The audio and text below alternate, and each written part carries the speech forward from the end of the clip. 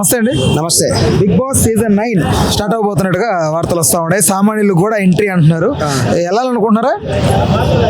ఈ big boss 9 అనేది cheating 9, big cheating 9 boss. ఇది ఓన్లీ పబ్లిక్ ని మోసం చేయడానికే ఇట్లా పెట్టారు. ఎందుకు చీటింగ్ అనుకుంటున్నారు?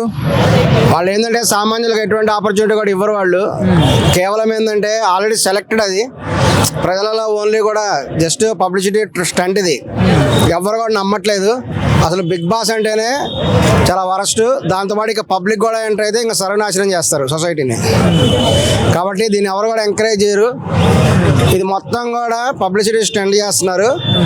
ఈ బిగ్ బాస్ సీజన్ 9 అనేటువంటిది కూడా శుద్ధ వేస్ట్. పబ్లిక్ ఎవరు కూడా ఇంటర్ఫియర్ అవ్వరు. నేనైతే అస్సలు పోను. అయితే ఇప్పుడు సెలబ్రిటీస్ ఈసారి తక్కువ, కామన్ మ్యాన్ ఎక్కువ అని చెప్తున్నారు.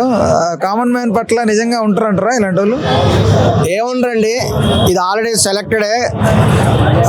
నాగార్జున గారు ఆల్రెడీ వాళ్ళ ఇన్స్టిట్యూట్లో చదివేటువంటి కొందరికి అవకాశం కల్పించడానికి ఇటువంటి స్టంట్ చేస్తున్నారు. ఆల్రెడీ సెలెక్ట్ అయిపోయారు. ఆల్రెడీ పోస్ట్ ఫుల్ అయిపోయినప్పుడు మళ్ళీ నోటిఫికేషన్ వేయడం ఎందుకు? జనాలు మోసం చేయడానికే చేస్తుంది బిగ్ బాస్ 9 అనేది. పబ్లిక్ దయచేసి మోసం చేయొద్దు, అనవసరమైన ఆశలు చేయొద్దు. ఆల్రెడీ సెలెక్ట్ అయిపోయారు వాళ్ళు. నాగార్జున గారి ఇన్స్టిట్యూట్ ఒకటి ఉంది అన్నపూర్ణ స్టూడియోలో, అందులో చదివేటువంటి స్టూడెంట్కి ఆల్రెడీ చాలా మందికి పోస్టులు బుక్ అయిపోయినాయి.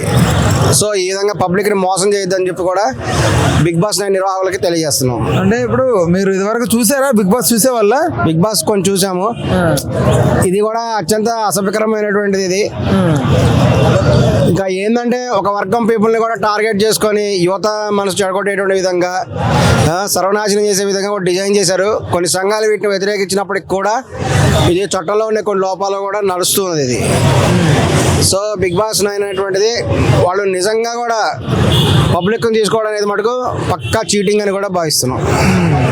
అంటే ఇప్పుడు బిగ్ బాస్ కు మామూలుగా నాగార్జున గారు కాకుండా బాలకృష్ణ, చిరంజీవి ఇలాంటి వాళ్ళని పెట్టాలంటారు. వీళ్ళు ముగ్గురులో ఎవరు బాగా చేస్తారు హోస్టింగ్? ఆల్రెడీ చిరంజీవి గారు ఇద్దరు కొన్ని షోలో చేశారు.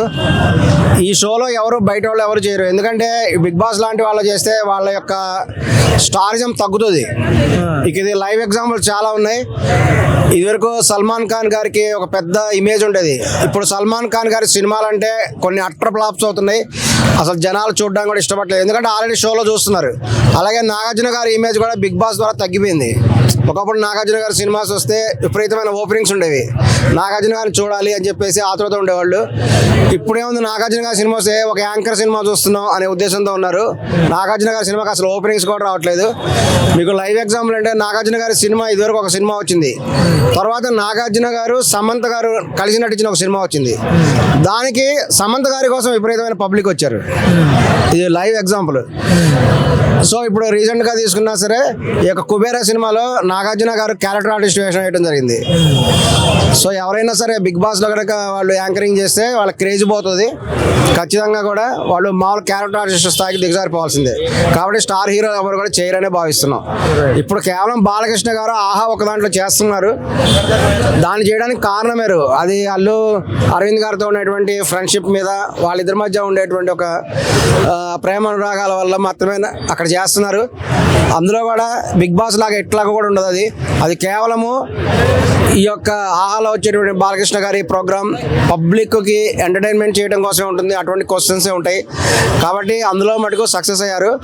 బాలకృష్ణ గారు ఎటువంటి పరిస్థితుల్లో బిగ్ బాస్ 9 అనేది చేయొద్దు అని కూడా అభిమానులుగా విజ్ఞప్తి చేస్తున్నాం. రైట్. ఓకే అండి. Thank you.